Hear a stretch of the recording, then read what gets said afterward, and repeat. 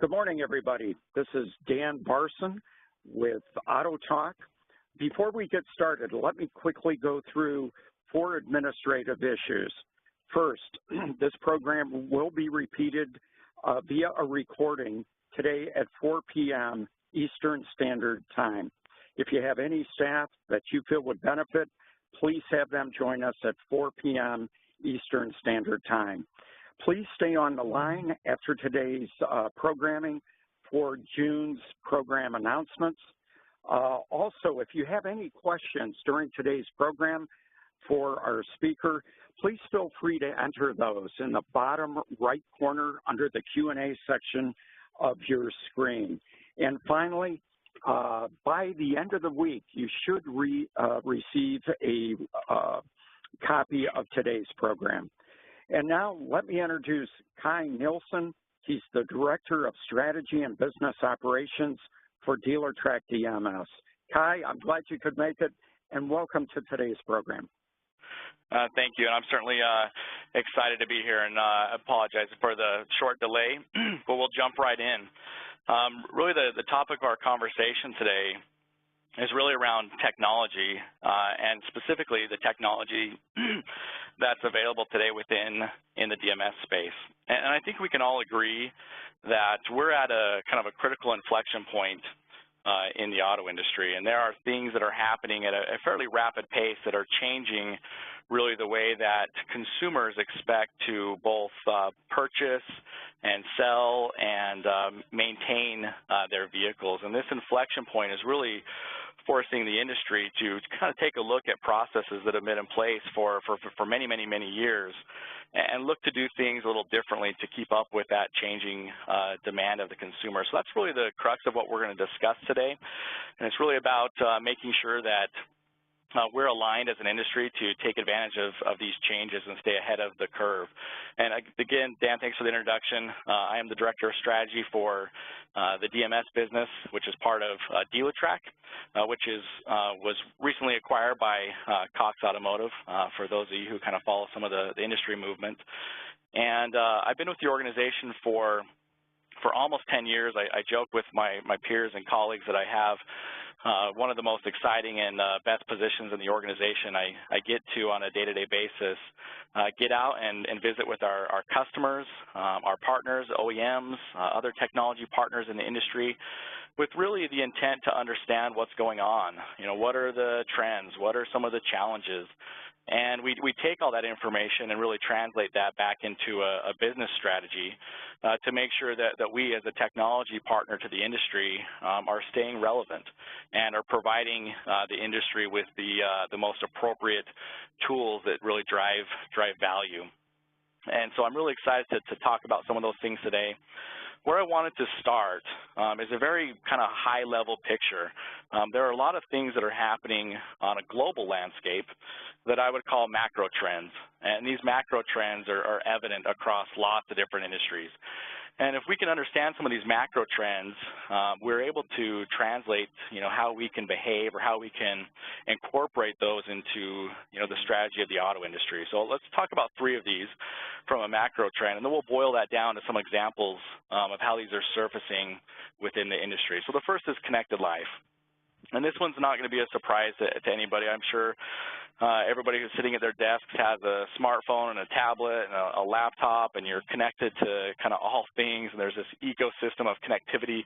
That's really what the connected life is all about. But that fundamental shift, or that evolution of technology, is really changing the way that we as consumers behave in the broader ecosystem. And maybe I'll call attention to kind of just 2 things that are, applicable to my life as it relates to connected life. If you were to pull my iPhone out of my pocket and take a look at a home screen, you'd have kind of a good snapshot into some of the things that I value and kind of my connected life ecosystem. And one of the apps that you'd see on there is Nest. And for those of you who may not be familiar with Nest, a great technology company that was acquired by Google that powers some home automation. They power a thermostat that connects to my phone, so I can control the temperature for my phone. my thermostat learns when I'm home or not home and will kind of adjust my air conditioning or heating to adhere to the fact that I'm not home and save me on energy costs. And so kind of a great example of a consumer tool that's coming up in the industry and kind of the whole element of home automation. Another example of connected life is on my phone I have two different apps, one from Lexus and one from Chrysler for the two different vehicles that I own. I bought my wife a new vehicle relatively recent, and it has an app powered by Jeep, which is Uconnect. Many of you who sit with various manufacturers are probably familiar with various flavors of these apps, but it allows me great control of my vehicle. I can lock and unlock the doors. I can start and stop the engine. One of the things that I use all the time is I travel frequently for my position here at Dealertrack. And I'll tell you, you travel enough and you start to forget kind of where you park the car at the lot at the airport because you're there so often. And I use the app on my phone that's powered by Lexus to pull up a map. And so I don't need to remember where my vehicles are parked. I don't need to pick up that little card at the bus that I'm going to forget. And so these are some examples of things that are relevant to me that kind of paint the picture of this connected life. And I think we're just at the start of that. I think you fast forward the next 5, 10, 15 years, and the evolution of all things connected will really have a seat at the table to shape, the way the world is changing. We take a look at the next one, omni-channel commerce. That's a big, fancy word. Let's see if we can boil it down to see what it means. In its simplest form, omni-channel commerce is an organization's ability to effectively market and communicate and engage with their consumer across multiple channels, whether that's online from a desktop, whether that's online from a mobile device or a tablet, whether that's in a store or a retail location. What consumers have come to expect a very similar experience across all these different channels. And this is a challenge for not only the auto industry, but a lot of other industries. And let me give you an example of one organization that I believe is doing very well at this. And we can kind of learn from some of the things that they're doing well and translate that into our own strategies. And the example I would give is Disney. I recently took my family on a vacation to Disneyland. And we, prior to heading out, we went to the Disney website. We did a lot of research to figure out, where we wanted to go, where we should stay. We did some research to see what would be appealing to kind of my daughter. She's almost 3, and my son, who's just over 1. And in that process, we were able to use the tools on their website to create an itinerary, to create a travel plan. From my mobile device, I was able to log onto their same website and purchase my tickets. And so I was kind of all prepared to go to the park, and all these things had kind of happened, in an online fashion before, I'd kind of entered what we would consider their kind of brick and mortar location. And so if you fast forward to when I executed the trip, I used this same app to really power my entire experience while I was at the park. I used the app to check in with my electronic tickets. I used the app to kind of navigate myself from ride to ride to understand the wait times. I used the app to understand where different characters were in the park so I could, show my daughter. She's big into princesses, so one of the things we did is made a reservation through the app for Ariel's Grotto. If you've been to California Adventureland, it's a great restaurant that's there where you can have kind of a character experience. And then the thing that was really the most impressive to me is throughout the park they have these photographers, and you can get your picture taken. You can get your picture taken on various rides. And the technology is such that as soon as those pictures were taken, they were available for me to view or download or kind of pipe into social media in near real time directly from that app. So Disney's kind of a great example of omni-channel commerce. They've really created an ecosystem where my experience as a consumer, whether that's online before I even go to their location or whether that's while I'm at their location, kind of the brick and mortar, if you will, is very consistent. And if you have a chance to kind of fiddle around with their website, or if you're planning a trip, I'd encourage you to kind of look at that from that vantage point.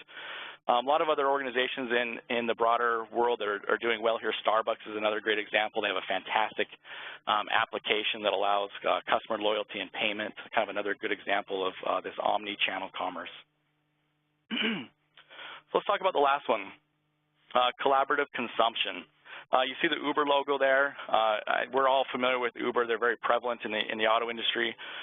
I won't spend a ton of time with Uber. They're a really good example of collaborative consumption and how that's kind of changing the landscape. The tagline there with collaborative consumption is, access trumps ownership. So it's this idea of kind of a sharing economy. Airbnb, the other icon there, logo there, is another good example. Fantastic tool that's kind of disrupting the hospitality space. It's providing individual, homeowners or consumers, if you will, to compete with big hotel chains. If I own a property and I want to rent that out on a short-term basis, I have a platform or an application that allows me to market that and find a consumer. I can transact that process, and it's really disrupting, kind of the hotel or the hospitality industry. So those are kind of three things that are happening globally that are influencing the way that consumers are thinking and behaving. And if we boil that down a little bit, I think we can start to take a look at what's happening specifically within our industry and how these trends are positioned to shape or influence, where the industry is going. One of them that I'll use as an example is Echo Park. And Echo Park, if you're not familiar, is kind of part of the Sonic organization's effort or initiative to kind of redefine the purchase experience as it relates to used cars. And so they have about 5 different offices or locations in the Denver market that they've been working on kind of a proof of concept before they expand. I think last I heard they intend to expand this to about 25 or 30 different locations through various markets throughout the United States, but they're about 5 locations today and just kind of putting the final touches on their proof of concept. But if you look at that image, you're looking at a showroom. And I think if you kind of take a step back and take a look at that picture in comparison to the typical showroom, I think you can start to point out some distinct differences. Just the coloring, the design, the fireplace on the left-hand side, it's very home feeling, it's very modern, it's very welcoming. That's a design element that they've certainly deployed to capture in that consumer. If you look on the right-hand side of that picture, you start to see some tablets that are affixed to a kind of a station.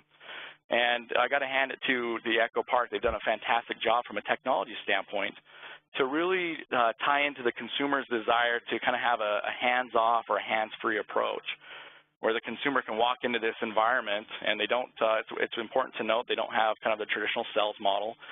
They just have one associate that kind of walks through the process and acts as a sales individual and also takes care of the financing portion of it. It's a one price, kind of no negotiation approach.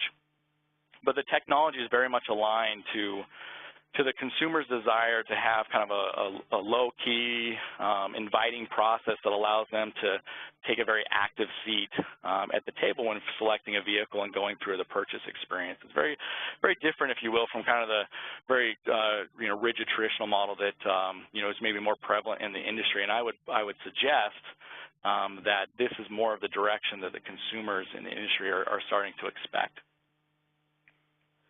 Next example is a company called FlexDrive.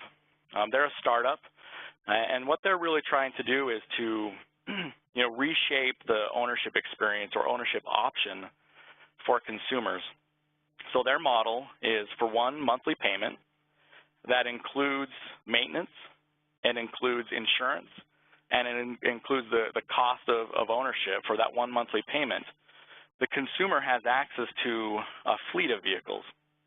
And so the analogy or kind of the use case is, maybe I'm an individual that lives in an urban area, and I want kind of one car that's fuel efficient and maybe kind of more of an economy car that can get me to and from work on a day-to-day basis.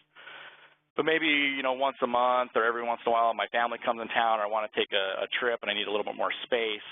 Well, FlexDrive allows that consumer to swap in and out of vehicles based on kind of their needs. So I can go from a small vehicle to a large, or I can go from an SUV to something similar, and it's providing that consumer with a more flexible use of a pool of different vehicles. This is also very prevalent in kind of the Uber and the Lyft markets.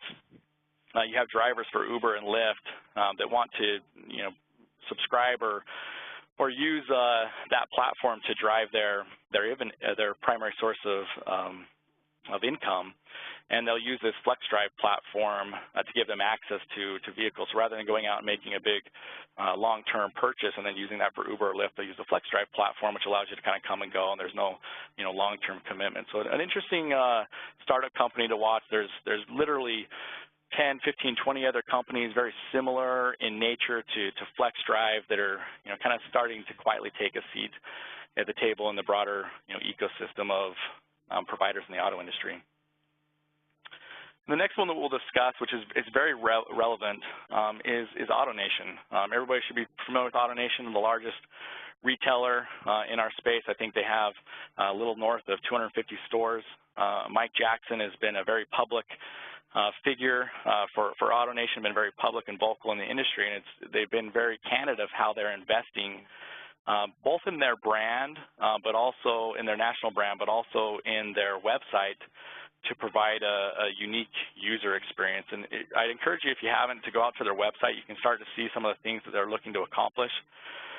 Autonation is really kind of set out to crack the code for that omni-channel commerce that we talked about earlier with Disney. And they started with their website. They provide a very seamless process that allows the consumer to find and search vehicles.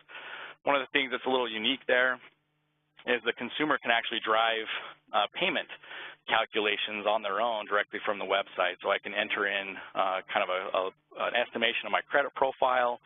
I can select a vehicle. I can do a kind of a rough trade evaluation and factor that into the equation, and that all boils down to a payment that they can then walk into the store and kind of pick up the process.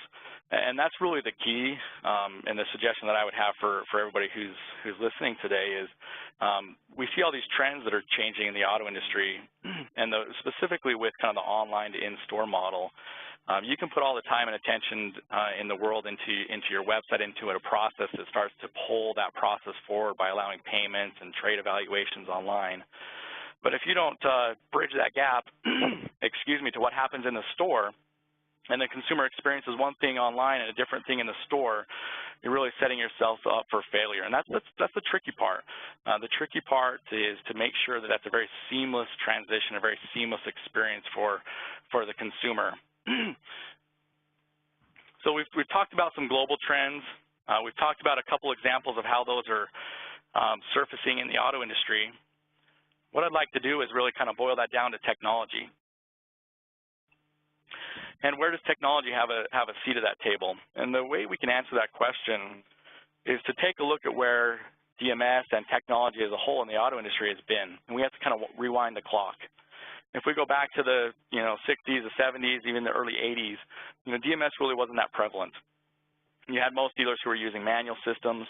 They might have pieces of technology here and there. They're pretty few and far between.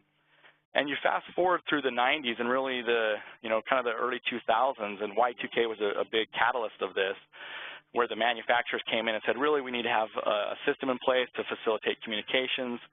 And that really put DMS kind of front and center on the radar. And you fast forward to today, DMS still has a fundamental seat at that table, but that table's kind of broadened. There's lots of other pieces of technology that have to fit nicely into this ecosystem that we kind of refer to as, dealership technology, with DMS sitting at the center. And there's some fantastic tools out there. You have inventory management solutions, CRM, website, service scheduling tools, different service tools that would be used for multi-point inspection. There's a whole gamut of technology, and they're all really, really good technologies that help drive your business forward. They help drive profits. They help drive productivity and efficiency. And it's not a bad place. We're in a good place with the technology that's available in the market. The one thing that I would suggest or pose is, just like the changing preferences of the consumer that's driving the behavior in the industry, the things that we've done in the past that can attribute to our success are not necessarily the things that we need to do moving forward that will continue or maintain that success. And I think that's very applicable when we talk about technology. And so one of the things that we've done here at DealerTrack to make sure that we're staying relevant to that conversation is we're very active with the dealer community to understand what their needs are. And I spearheaded a big market research initiative last year where we went out to the industry blindly, and we held focus groups and video interviews and all the tools that a market research firm that we partner with would deploy to understand kind of the sentiment in the industry. And we were really setting out to understand kind of one question is, how do dealers feel about DMS? Where does DMS need to go? Where does technology as a whole need to go in the industry? And what we found is kind of the 4 bullet points or quotes that you see on the screen, and I'll just touch on a couple of them. The first one I think is the most critical. Although there's fantastic tools out in the industry, and we provide many of them and other providers, really integration is kind of top of mind for dealers, and these tools need to work better than they work together. They integrate today, but they need to integrate better. They need to provide the end user, the salesperson or the parts manager, the ability to work through that process in a quicker and a more efficient manner, and that was definitely a message that we heard loud and clear. Training and support is a critical aspect of that.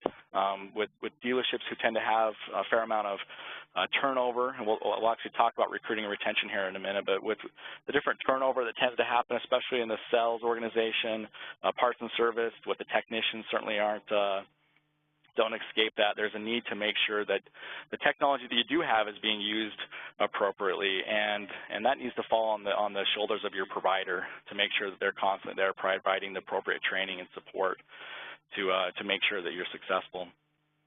The last one that I'll call out is kind of the most important in my mind. And if you look at that quote at the very bottom, the portion in bold, this particular dealer said, "We're looking for the most efficient and productive company partnership." And that partnership word is really the key for me. I think gone is the day of dealers taking a look at which technologies they're going to deploy simply from a kind of a very casual vendor relationship. What I think has happened in the industry and what continues to need to happen is technology providers coming in and behaving more like partners. And you need to have a company that you can bring in to provide you technology that you can trust is going to help you be successful today, but more importantly, can help you transition through this inflection point that we're in where the industry is changing and the processes are changing, and technology has got to have a seat at that table to make sure the dealers can remain successful. And so I think that's the kind of the key, or one of the key things that we're looking at, is how can we assure that we're providing tools and technology to go through that change that's happening, and how can we align ourselves to make sure that we're not only thinking about today, but really the future, and providing tools for the future that are going to drive value into our customers. And so I would propose that this is kind of a snapshot of where the industry needs to move towards. We need to move away from DMS and all these disparate systems that sit on top of that towards an ecosystem that provides a more seamless set of tool set for dealers to deploy. And the key way that we can accomplish this is really through open integration. And there's lots of different methods or trains of thoughts in the industry about openness and whether or not the DMS company should be open. And I'll leave that up to the audience here to kind of pass judgment on what the appropriate approach is. I would suggest that a more open ecosystem that allows for seamless integration across organizations is a better place to be for the industry broadly. And so that's why I suggest the future of where we need to go is more in line with the image that you see on the right that helps align these different technologies and provide the efficiencies into the dealership. So if we boil that down and kind of ask the question, why does that matter? Well, we've started to answer some of the obvious items. It's all about providing tools that help dealerships be productive and efficient, and those are some of the obvious things. I'd like to suggest one of the items that's maybe a little less obvious that we're thinking about here in our organization, and it's a challenge that I think I hear left and right that I don't believe anybody's really solved for. And I'm not going to claim that technology can solve this in entirety, but I think we have a seat at the table. And it's around recruiting and retention. I mentioned earlier, I think we can all agree that recruiting and retention tends to be been a challenge for our industry. And I think that's becoming more of a problem as you look at the workforce. We're hiring into the millennial pool. And millennials is a buzzword that gets kind of thrown around a lot and how that's going to affect the business. But I think the reality is you can start to see that as you're doing your hiring, that as we hire this younger generation, they have preferences that are a little different than some of their predecessors. PricewaterhouseCoopers just published a big study about millennials, and the key thing that I took away from that was a statistic that was kind of eye-opening to me, and I think sets the stage for this recruiting and retention conversation. And it was that 41% of millennials prefer to communicate with their peers within an organization through a digital medium. So think email, think text message. think chat. Don't think face-to-face. That's not how 41% of the millennials prefer to communicate. And so that sets an underlying tone about kind of what the needs of a millennial are. It's about technology. It's about things that they experience in their life that they also expect to experience when they're in the workplace. And so I believe that technology providers have a seat at that table, because the more that we can develop tools and technology that are deployed in your organizations that are driving value, that are more in line with what that millennial sees and experiences when they're away from the workplace, the more I believe we can position the automotive industry to kind of get over the hurdle of some of the recruiting and retention challenges.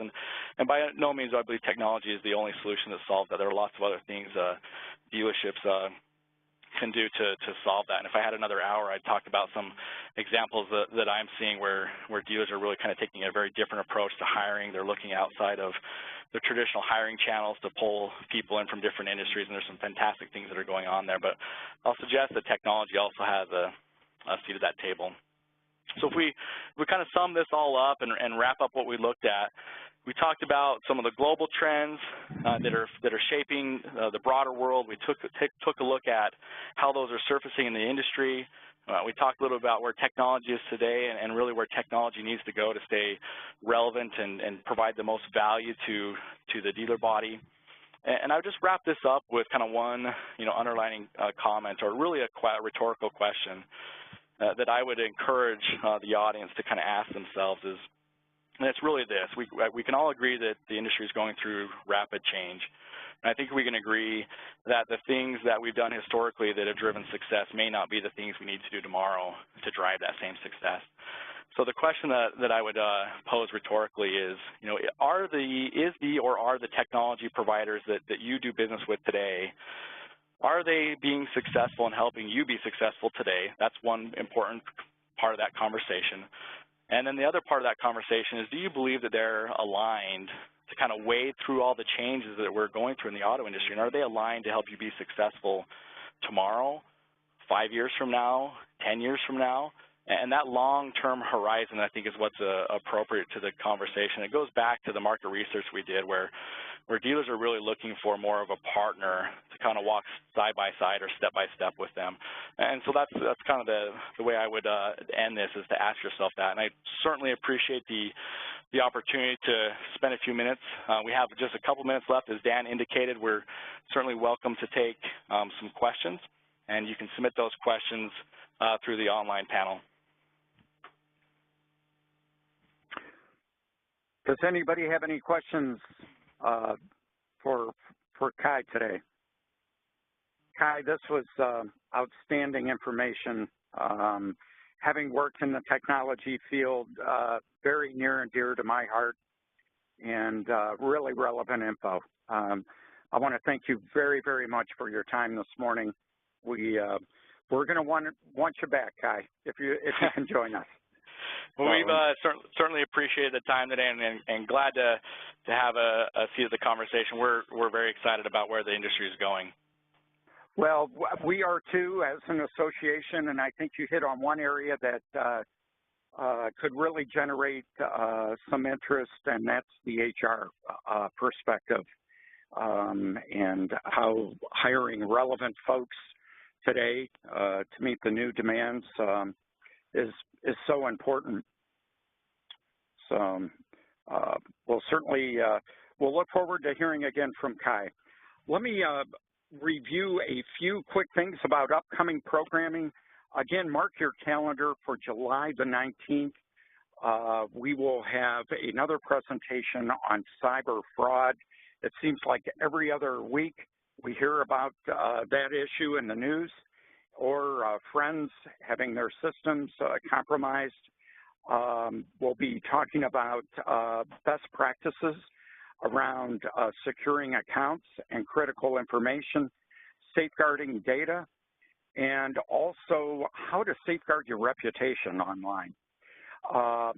It'll also concentrate and touch on imposter fraud, B2B imposter fraud. There's a big uptick in that area of cyber fraud.